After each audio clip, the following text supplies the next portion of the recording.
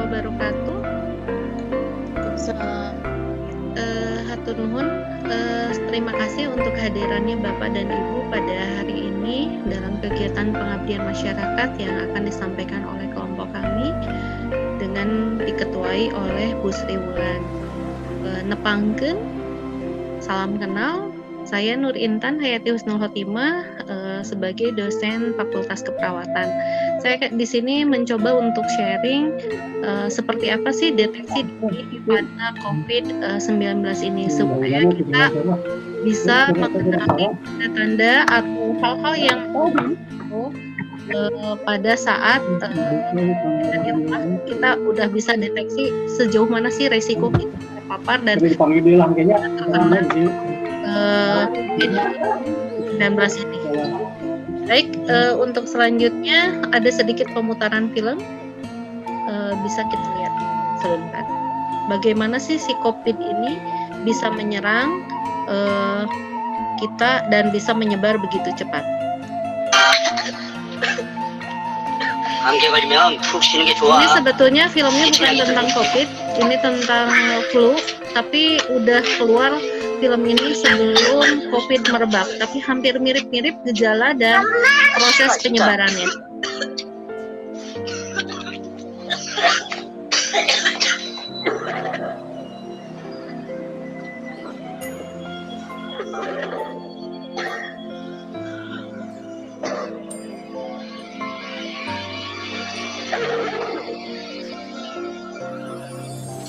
알았다고요. 내가 회색 잡을게요. 내가 잡아서 데리고 가면 될까니까.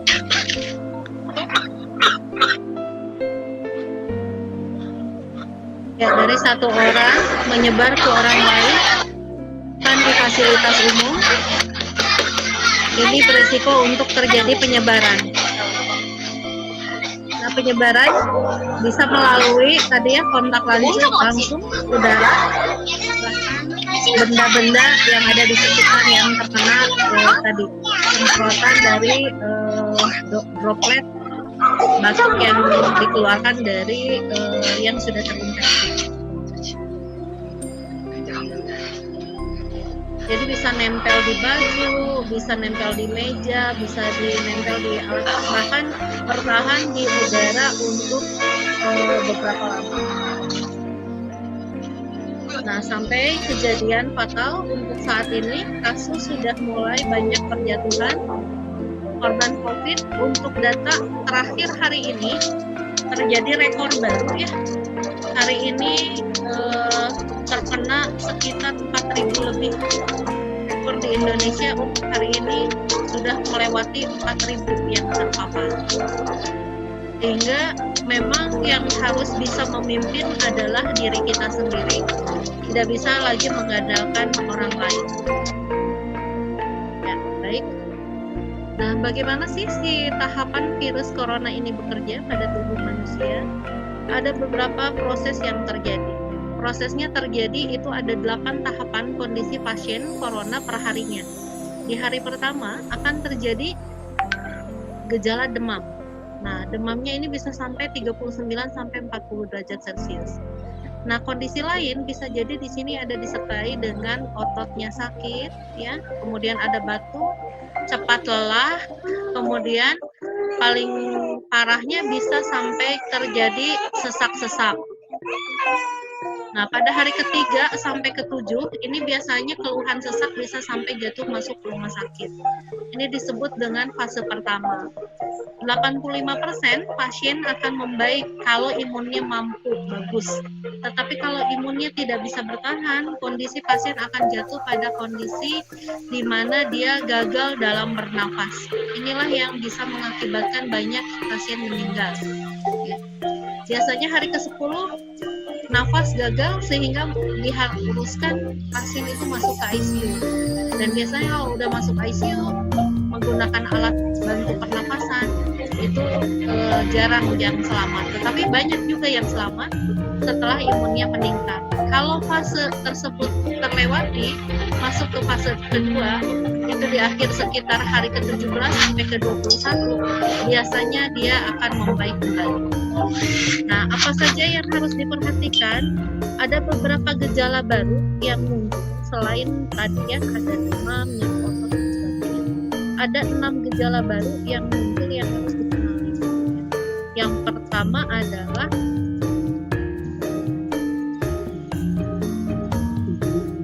ya, 6 gejala yang harus dipahami oleh ibu. Yang pertama adalah gejala demam ya. Nah, ini dirilis oleh CDC Center Disease Control menyatakan bahwa selama 2 minggu atau 2 minggu pertama muncul dari 2 sampai 14 hari setelah terpapar virus. Nah, selain batuk, demam atau sesak napas, maka ada lagi yang baru yang dirilis, yaitu yang pertama adalah keluhan panas dingin, yang kedua adalah menggigil, yang ketiga adalah nyeri otot, yang keempat adalah sakit kepala, yang kelima adalah kehilangan kemampuan mencium bau-bauan. Nah, yang kelima, yang keenam ini yang tadi ya kehilangan bau-bauan, hampir rata-rata pasien yang masuk, kebetulan saya bergerak di himpunan perawat gawat darurat se-Indonesia juga gabung, jadi hampir rata-rata keluhan yang masuk ke unit gawat darurat ataupun ke layanan kesehatan itu yang paling sering muncul adalah kehilangan penciuman, jadi tidak bisa mengenali bau dan rasa. Nah, itu yang sering dirasakan dan nah, untuk gejala yang tadi yang pertama yang perlu diperhatikan apabila sudah mulai demam di atas 39 disertai ada nyeri otot, nyeri tenggorokan, ada batuk, kita harus sudah waspada. Berarti imun kita harus segera ditingkatkan. Karena gimana pun sebetulnya COVID ini kalau kita imunnya bagus itu bisa bertahan. Tapi kalau imun kita drop maka fase-fase selanjutnya itu yang tadi seperti yang dijelaskan pada fase pertama, fase kedua dan ketiga. Kalau fase kedua itu gagal, pasien bisa kondisinya jatuh ke yang lebih perburukan sampai gagal. Sehingga perlu dikenali faktor resiko yang terjadi. Salah satunya adalah yang memperberat itu adalah satu usia anak dan lanjut usia biasanya yang sering. Yang kedua adalah faktor penyakit penyerta. Penyakit penyerta di sini ada beberapa. Salah satunya adalah darah tinggi, gula atau diabetes mellitus, penyakit jantung dan penyakit jantung. Nah, di sini saya buat untuk self assessment atau cara mendeteksi diri kita berada pada resiko yang mana. Ada 5 untuk penilaiannya. Jika penilaian itu lebih skornya dari 5, berarti kita masuk ke dalam resiko tinggi dengan paparan COVID, sehingga kita harus melakukan isolasi diri minimal 14 hari. Kita coba ibu-ibu, di sini ada link, nanti boleh di-share Ulan mungkin ke grup WA-nya ibu-ibu, nanti kita bisa coba. Silakan ibu-ibu untuk mengisi form ini. Bu Ulan boleh di-share ke ibu-ibu lewat WA-nya. Sudah Bu. Sudah di-share. Nah, dengan mengisi ini sesuai dengan jujur sesuai dengan apa yang kita rasakan. Jadi ada 5 pertanyaan inti dan ada 3 pertanyaan tambahan. Dari situ akan bisa terdeteksi. Nanti ibu bisa melihat skor akhir. Apabila skornya itu lebih dari 5, maka ibu masuk dalam resiko yang tinggi. Sehingga saran yang paling pertama bisa dilakukan adalah melakukan isolasi selama 14 hari. Yang kedua adalah meningkatkan imun dengan cara tadi istirahat cukup, minum yang cukup, kemudian makanan yang dengan gizi seimbang. Ya, dengan kayak vitamin, kemudian olahraga secukupnya. Kalau misalnya di daerah rumah bisa jalan-jalan di sekitar rumah sambil menghirup udara segar di pagi hari. bagusnya olahraga memang di pagi hari karena tekanan udara kalau di pagi hari itu positif, bagus untuk paru-paru. Nah, dengan kita cara menghirup nafas juga bisa terdeteksi apakah kita mengalami gangguan di pernafasan atau tidak. Jadi ibu-ibu nanti bisa mencoba tarik nafas, ya, tarik nafas hitungan 10, kemudian setelah itu dikeluarkan dengan pelan-pelan. Nah, kalau misalnya dalam waktu 10 itu menarik nafas, ya, misalnya gini, tarik nafas 1, 2, 3, 4, 5, 6, 7, 8, 9, 10, kemudian keluarkan lagi 1, 2, 3, 4, 5, 6, 7, 8, 10. Nah, kalau dalam 10 kali hitungan itu ibu-ibu merasakan nafasnya tidak nyaman, tidak enak, berarti kondisi ibu dalam kondisi yang kurang fit di pernapasannya. Sehingga tadi memerlukan bisa memerlukan istirahat atau minuman cukup, makanan yang cukup juga, supaya tadi meningkatkan imunnya. Baik, sudah diisi ibu-ibu? Sudah diisi. Sebenarnya virus corona ini atau kita kenal dengan COVID-19 ini merupakan salah satu varian daripada virus. Jadi mikroorganisme itu banyak sekali, mulai dari bakteri, kemudian virus, kemudian fungi atau jamur. Nah, namun untuk yang memang ukurannya paling kecil itu adalah virus. Sehingga virus itu boleh dibilang adalah sesuatu hal yang tidak bisa dilihat oleh mata langsung gitu kan ya. Boleh dibilang mungkin kalau secara awam kita bilang gaib gitu kan ya. Boleh dibilang gaib karena apa? Karena memang tidak bisa dilihat secara mata telanjang gitu. Harus menggunakan alat yang memang bisa melihat dari struktur dari virus yang bersangkutan. Jadi Bapak Ibu kalau ingin melihat virus nggak mungkin bisa langsung ya, harus menggunakan salah satu alat mikroskop, yang itu juga mikroskopnya yang harus canggih banget, yang harus beberapa mikron yang memang untuk melihat kondisi virus itu sendiri. Nah, virus yang COVID ini jenisnya adalah virus. Coronavirus ini merupakan keluarga besar virus yang menyebabkan infeksi saluran pernapasan atas ringan. Otomatis. Ya, 4, namanya sela-sela Bu. Nah, 1, 2, 3, 4, namanya ibu jari. Nah, sampai tadi jari dia dikunci lah. Nah, jari-jarinya. Tadi kan sela-sela jari, nah sekarang bagian jarinya. 1,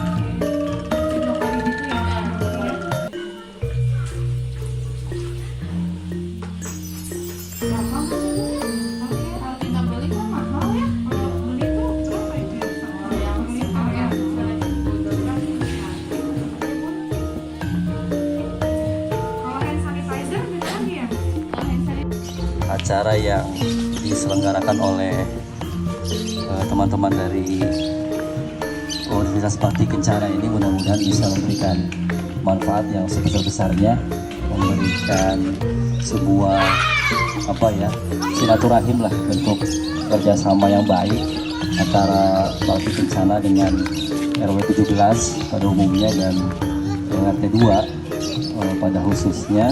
Mudah-mudahan apa yang diselenggarakan hari ini dan beberapa hari yang lalu gitu ya, di momen-momen sebelumnya, mudah-mudahan tidak menjadi momentum dan terakhir Pak, barangkali bisa mungkin bentuknya nanti dalam bentuk-bentuk lain apa yang bisa kita kerjasamakan. Selama itu hal-hal yang positif, mudah-mudahan ya bisa kita kembali laksanakan.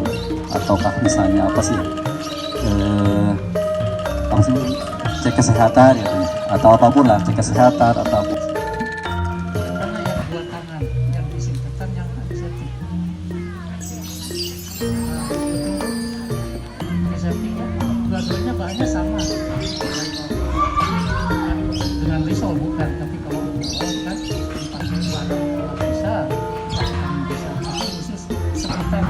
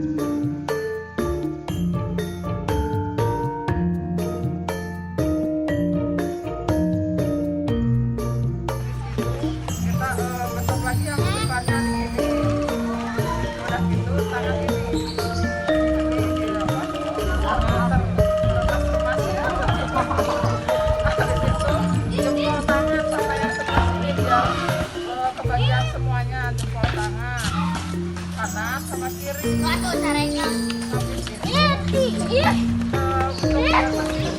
Jari kita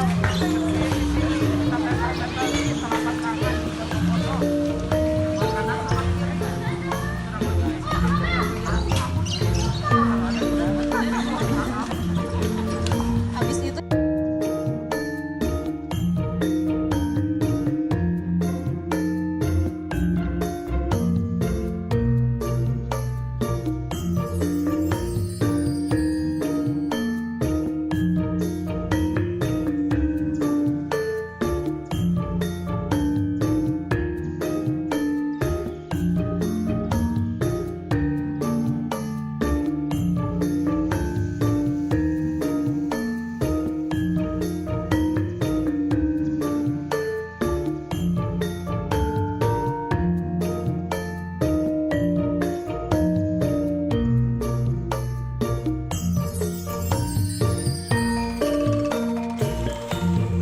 alhamdulillah kita udah beres belajarnya.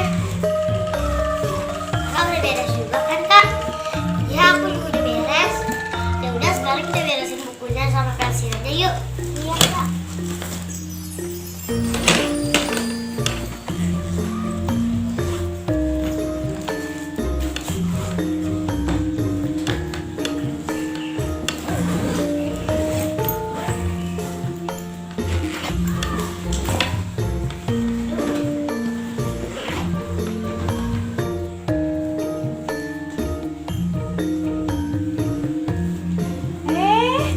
Kakak sama Dede belajarnya udah selesai? Udah bu. Oh, kalau gitu ibu mau ngasih kejutan buat kakak Dede. Kejutan apa itu bu? Kan kemarin kakak Dede udah selesai hatam Quran kan? Nah, alhamdulillah ibu ada rezeki dari Allah. Ibu mau beliin kakak Dede buku kesukaan kakak Dede di toko buku. Mau? Ya udah kalau gitu karena ini lagi pandemi jadi kakak Dede siap-siap dulu, tapi jangan lupa cuci tangan dulu sama pakai masker ya. Oke bu. Ibu juga siap-siap dulu ya.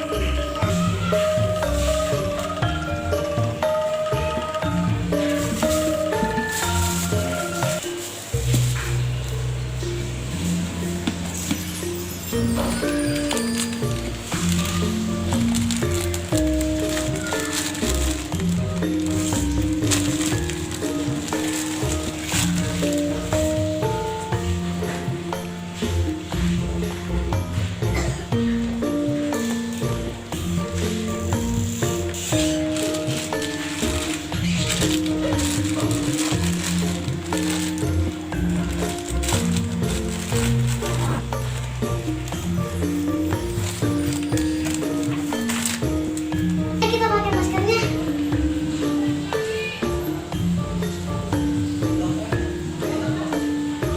Kakak Dede udah siap? Udah, Bu. Kalau gitu, ayo kita berangkat.